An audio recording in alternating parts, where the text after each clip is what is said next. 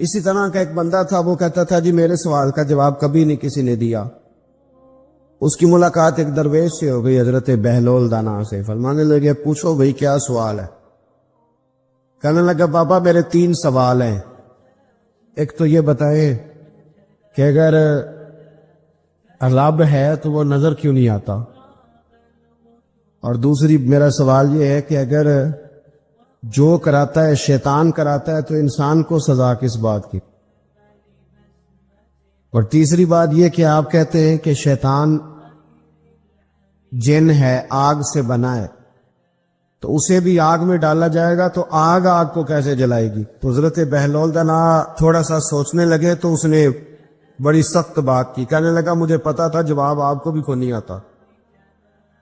دیکھا نا، پڑ گئے نا سوچ میں۔ نیچے ایک روڑا پڑا تھا مٹی کا، اینٹ کا نہیں۔ مٹی بھی کئی دفعہ خشک ہو جائے نا دھوپ میں، کچی مٹی بھی تو روڑا تگڑا بن جاتا۔ مضبوط روڑا پڑا تھا۔ حضرت بہلول دانا نے آؤ دیکھا نہ تاؤ دیکھا، روڑا اٹھایا اور زور سے سر میں دے مارا۔ اب اس سر میں روڑا لگا، خون بڑا بہہ گیا۔ جا کے اس نے کوتوالے شہر کو، سمجھ لے SHO کو رپورٹ کرا دی کہ بابے نے نا میرا سر پھوڑ دیا ہے۔ بلا لیا وہ SHO، کہنے لگا بابا تو اس طرح کا ہے نہیں۔ اس نے کہا جی مار دیا، اب دیکھیں۔ بلا لیا، کہنے لگا یار وہ تو درویش بندے ہیں، اگر تو کہتا ہے تو چلو بلا لیتے ہیں۔ آپ آ گئے، تشریف لائے، تو اس نے کہا بابا آپ نے پتھر مار کے اس بندے کے سر کو پھوڑ دیا ہے؟ تو حضرت بہلول دانا کہنے لگے نہیں میں نے تو نہیں پھوڑا، میں نے تو اس کے 3 سوالوں کا ایک جواب دیا ہے۔ 3 سوالوں کا ایک جواب۔ اس نے کہا کیا؟ فرمانے لگے اس سے پوچھ لو۔ اس نے کہا جی کیا سوال کیا آپ نے؟ اس نے کہا جی پہلا میرا سوال یہ تھا کہ رب ہے تو نظر کیوں نہیں آتا؟ تو آپ فرمانے لگے میں نے تجھے روڑا مارا، درد ہو رہی ہے؟ کہنے لگا ہاں۔ کہنے لگے دکھا درد۔ بہلول دانا کہنے لگے کہ اگر درد ہے تو پھر، وہ کہنے لگا جی وہ دکھائی تو نہیں نا جا سکتی، پر ہے تو صحیح نا۔ تو آپ فرمانے لگے رب ہے پر دکھایا تو نہیں نا جا سکتا، تو قیامت میں نظر آئے گا۔ حضرت بہلول دانا فرمانے لگے تیرا دوسرا سوال کیا تھا؟ کہنے لگا جی میرا دوسرا سوال یہ تھا کہ جو کراتا ہے شیطان کراتا ہے تو پھر انسان کو سزا قیامت میں کیوں ملے گی؟ تو آپ فرمانے لگے جا پھر تجھے روڑا بھی شیطان نے مارا ہے، میرے اوپر پرچہ کیوں کٹا دیا؟ پکڑ جا کے اس کو۔ آپ نے فرمایا تیرا تیسرا سوال کیا تھا؟ کہنے لگا جی میرا تیسرا سوال یہ تھا کہ شیطان آگ سے بنا ہے، تو آگ کو آگ میں ڈالیں گے تو اسے کیا تکلیف ہوگی؟ تو آپ فرمانے لگے تو کس چیز سے بنا ہے؟ کہنے لگا مٹی سے۔ تو فرمایا میں نے تجھے کیا مارا ہے؟ نہ مٹی۔ فرمایا درد ہوئی ہے؟ کہنے لگا بڑی۔ فرمایا اسے بھی ہوگی۔ ہمارے آج کل کے جتنے امور ہیں ان امور کے اندر دنیا داری غلبہ کرتی چلی جا رہی، ہر کام میں دنیا داری کی آمیزش ہو جاتی ہے، نہ چاہتے ہوئے بھی، نہ ارادہ کرتے ہوئے بھی، بہت ساری جگہوں پہ۔ اور دنیا داری اتنی غالب ہو گئی ہے کہ دنیا ہی دنیا نظر آنے لگ گئی ہے، دنیا ہی دنیا۔ یعنی کوئی چیز کیمرے کی آنکھ سے چھپ نہیں پا رہی، کوئی بات ایسی نہیں جس پر لوگوں کی نظریں نہ ہو، کوشش کریں۔ اور عجیب بات یہ ہے کہ دنیا داری ہو، دولت ہو تو اس کو چھپا کے رکھا جاتا ہے، اور دین کی کوئی بات ہو اس کو نشر کرنا ضروری سمجھا جاتا ہے تاکہ لوگوں کو میرے تقوی اور میری پرہیزگاری کی خبر جلدی جلدی مل جائے۔ میرے نبی کریم علیہ الصلوۃ والسلام نے خالص اللہ کی رضا کے لیے ہر کام کرنے کا حکم دیا۔ سیدہ عائشہ صدیقہ رضی اللہ تعالی عنہا راوی ہے، الترغیب و ترہیب میں حدیث ہے، پیارے حبیب کریم سید عالم صلی اللہ تعالی علیہ وسلم نے ارشاد فرمایا کہ حضور ایک دن مجمع صحابہ کے مجمع میں حضور نے پوچھا بتاؤ اسلام کی سب سے مضبوط بنیاد کیا ہے؟ ایک صحابی نے کہا یا رسول اللہ نماز پڑھنا۔ 5 وقت لوگ جمع ہوتے ہیں، ایک دوسرے کا حال احوال پوچھتے ہیں، معاملات ہوتے۔ یا رسول اللہ صلی اللہ تعالی علیہ وسلم مضبوط بنیاد ہے اسلام کی نماز پڑھنا، 5 وقت جمع ہونا۔ حضور نے فرمایا بات تمہاری ٹھیک ہے پر تم میری مراد کو نہیں پہنچے۔ عرض کی حضور حج کرنا، مختلف رنگ، مختلف نسلیں، مختلف قبیلے، مختلف بولیاں، لیکن جب حج کرنے پہنچے تو لباس بھی ایک ہی ہو گیا، گفتگو بھی ایک ہی، لبیک اللہم لبیک لبیک لا شریک لک لبیک ان الحمد والنعمت لک والملک لا شریک لک لبیک۔ ایک ہی صف میں کھڑے ہو گئے محمود و اجاز، نہ کوئی بندہ رہا نہ کوئی بندہ نواز۔ نبی رحمت سید عالم صلی اللہ علیہ وسلم سے عرض کی حضور یہ حج جو ہے نا اس میں بڑی یکسانیت ہوتی ہے، ہر رنگ ہر نسل کا آدمی ایک تسبیح کے دانے کی طرح ایک جگہ پہ پرو دیا جاتا ہے، تو لگتا ہے یہ اسلام کی مضبوط بنیاد ہے۔ محبوب فرمانے لگے بات تمہاری ٹھیک ہے پر تم میری مراد کو نہیں پہنچے۔ عرض کی حضور پھر زکوٰۃ صدقات خیرات اسلام کی مضبوط بنیاد ہے، کیوں؟ وہ اس لیے کہ غریب امیر کو دیتا ہے، امیر غریب کو دیتا ہے، اور غریب امیر سے لیتا ہے تو ایک رشتہ بنتا ہے، ایک تعلق بنتا ہے۔ محسن کا اور احسان مند کا بڑا گہرا رشتہ ہوتا ہے، بڑا ایک دوسرے سے پیار کرتے ہیں، ایک دوسرے کو چاہتے ہیں، ایک دوسرے کے لیے اچھے جملے بولتے ہیں، ایک دوسرے کے لیے ہمیشہ ان کے جذبات ٹھنڈے میٹھے اور اچھے ہوتے، تو لگتا ہے یہ اسلام کی مضبوط بنیاد ہے۔ حضور فرمانے لگے بات تمہاری ٹھیک ہے اور تم میری مراد کو نہیں پہنچے، تو پھر صحابہ عرض کرنے لگے حضور ہماری رعایت فرما دے، پھر ایک رحمت کی نظر کر دے، آپ ہی بتا دیں اسلام کی مضبوط بنیاد کیا ہے۔ تو محبوب فرمانے لگے اسلام کی مضبوط بنیاد ہے اللہ کی رضا کے لیے کسی سے محبت کرنا۔ کس کی رضا کے لیے؟ خالص اللہ کی رضا کی۔ حضرت موسیٰ کلیم اللہ علیہ نبینا علیہ الصلوۃ والسلام پر اللہ کریم نے وحی فرمائی کہ اے موسیٰ، اے میرے کلیم، میرے لیے بھی کوئی کام کیا ہے؟ عرض کی اللہ میں نے نمازیں پڑھی، روزے رکھے، تبلیغ کی۔ فرمایا وہ تو آپ کی ذمہ داریاں تھیں، وہ تو آپ نے اپنے لیے کیا، میرے لیے بھی کچھ کیا ہے؟ رب کریم نے پوچھا موسیٰ میرے لیے بھی کچھ کیا ہے؟ عرض کی اللہ یہ سارا کچھ، فرمایا مالک تیرے لیے کیا۔ کہا یہ تو آپ نے اپنے لیے کیا، آپ کی ذمہ داریوں میں شامل تھا، مالک تیرے لیے کیا ہے؟ فرمایا کسی بندے سے محبت کی ہے کہ یہ اللہ کا بندہ ہے؟ کسی بندے سے محبت کی ہے کہ یہ اللہ کا بندہ ہے؟ یا کسی کے ساتھ تمہاری صرف اس لیے ناراضگی ہو کہ یہ اللہ کا نافرمان ہے، اللہ رسول کا دشمن ہے، معاذ اللہ بے ادب ہے؟ میرے بھائی سمجھ لے اچھی طرح اور اپنے دل کے کونے میں یہ بات بٹھا لے کہ زندگی میں جو کام کریں وہ اللہ کی رضا کے لیے، چھوٹا سا بھی خیر کا کام۔ میرے رسول کریم علیہ السلام کا جو سب سے پہلا فرمان ہے نا بخاری میں، وہ یہ ہے کہ انما الاعمال بالنیات، تیرے عمل کا دار و مدار تیری نیت پر ہے، تیرے ارادے پر ہے۔ بنیاد تمہاری نیت ہے، بنیاد یہ ہے کہ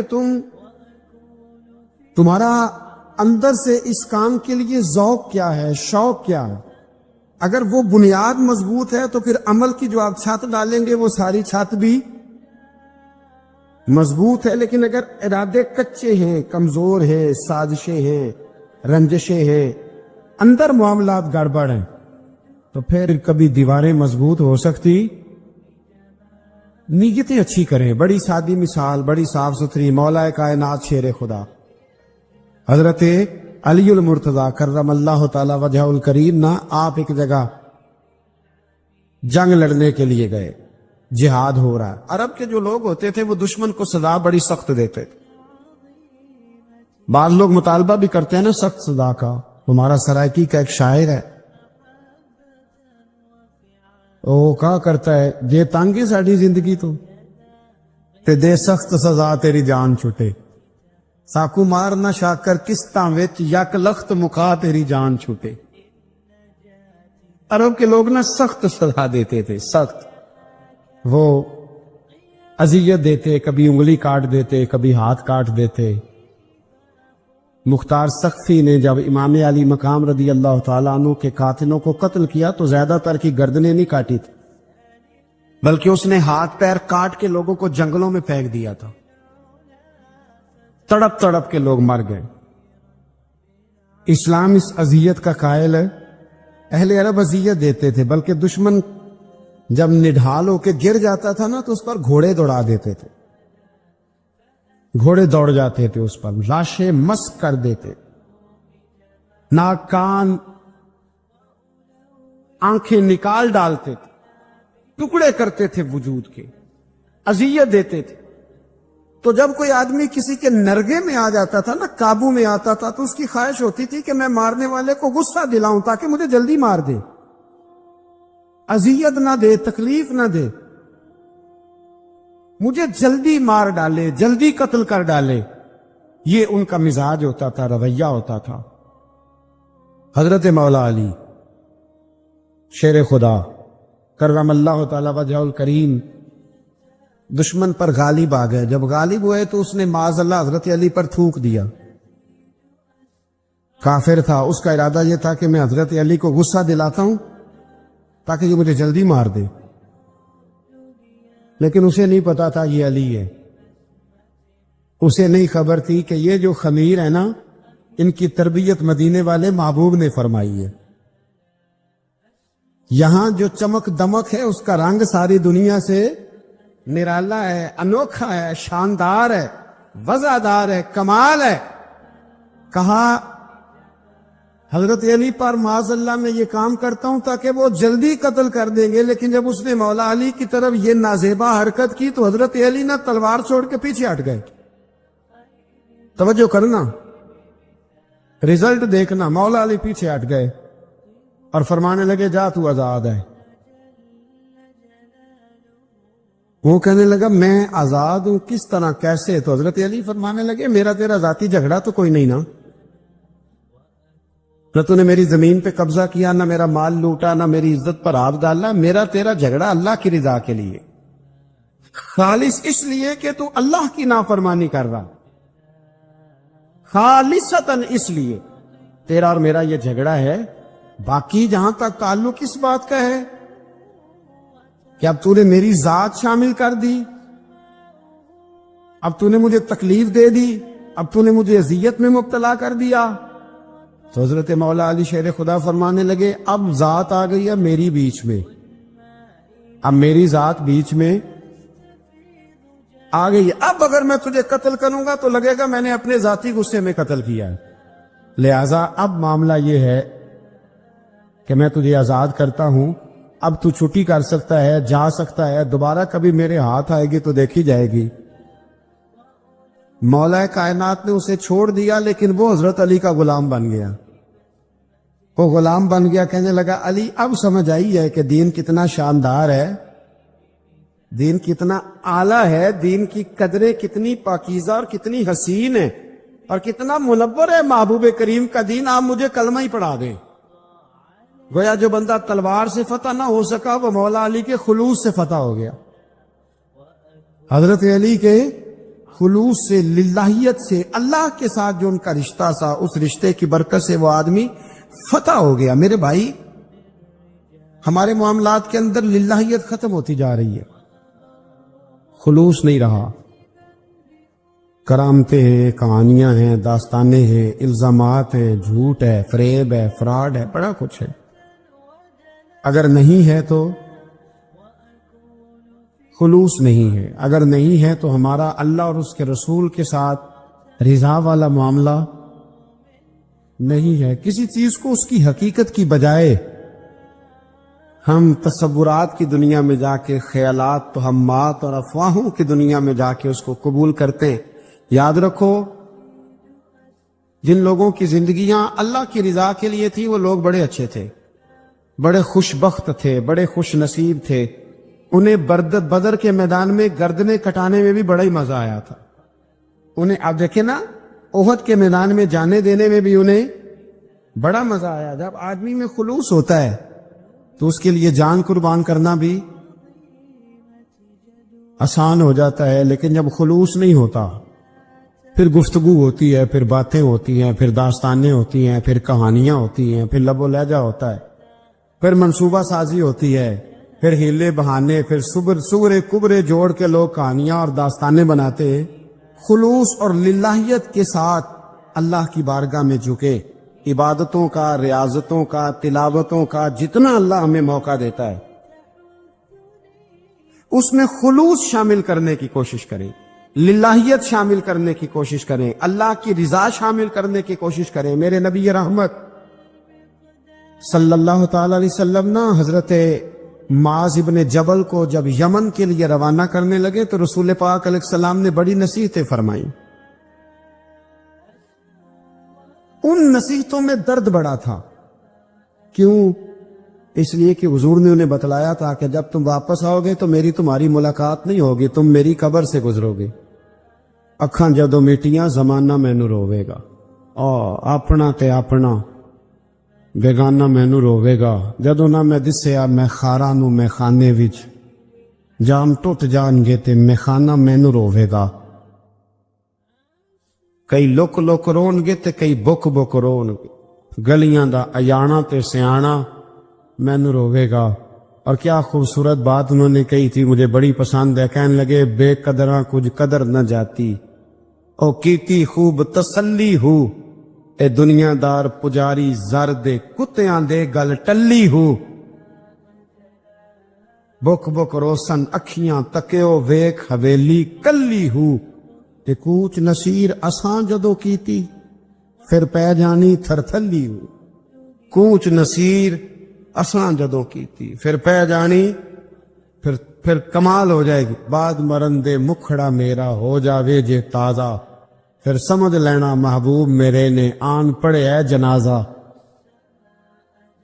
حضرت معاذ ابن جبل رضی اللہ تعالیٰ عنہ سے حضور نے فرمایا، معاذ جب تم واپس گزرو گے نا تو میری قبر کے پاس سے گزرو گے، ملاقات نہیں ہوگی۔ تو وہ جو نصیحتیں تھی نا اس موقع پر، جب آپ گویا کسی سے آخری ملاقات کر رہے ہوتے، ان نصیحتوں کے اندر جو حسن ہوتا ہے، کمال ہوتا ہے، وہ تو جاتے جاتے کی بات، لے سجنا اساں توڑ نبھائی جان ہی دتی راہ تیرے، وہ جو جاتے جاتے کی گفتگو ہوتی ہے، وہ جو انداز ہوتا ہے، وہ بڑا کمال ہوتا ہے، اور اس کی گہرائی اور گہرائی کو وہ سمجھ سکتا ہے جس کو وہ لمحے میسر آتے، جو اس وقت اس مقام پہ کھڑا ہوتا ہے۔ حضرت معاذ ابن جبل رضی اللہ تعالیٰ عنہ تڑپ کے روئے کہ حضور کیا فرما رہے ہیں؟ حضور کوئی خاص نصیحت؟ تو نبی پاک نے بڑا کچھ فرمایا، ایک جملہ حضور نے یہ کہا، معاذ عمل جتنا بھی کرنا خلوص کے ساتھ کرنا۔ اور محبوب نے فرمایا، تیرا خلوص کے ساتھ کیا ہوا تھوڑا عمل بھی رب کی بارگاہ میں زیادہ بنا کے تیرے لیے ذریعہ نجات بن جائے گا۔ جتنا بھی کرنا خلوص کے ساتھ کرنا، بولیے خلوص کے ساتھ کرنا، للہیت کے ساتھ کرنا، اس کے اندر کوئی کمزوری نہ آنے پائے، للہیت کے ساتھ، خلوص کے ساتھ، رواداری کے ساتھ، پیار کے ساتھ کرنا۔ میرے بھائیوں، یہ سمجھنے کا مقام ہوتا ہے کہ جب ہم اللہ اور اس کے رسول صلی اللہ علیہ وسلم کی رضا کے لیے کوئی عمل کرتے ہیں تو اس کا بھی ہمارے دل کو پتہ ہوتا ہے۔ آپ فرماتا ہے، اللہ ولی الذین آمنوا، اللہ مومنوں کا مددگار ہے، یخرجہم من الظلمات الی النور، وہ انہیں اندھیروں سے نکالتا ہے اور نور کی طرف روشنی عطا فرماتا ہے۔ اندھیروں سے نور کی طرف اللہ لاتا ہے۔ اللہ ولی، اللہ مومنوں کا ولی ہے، وہ انہیں اندھیروں سے نور کی طرف نکالتا ہے۔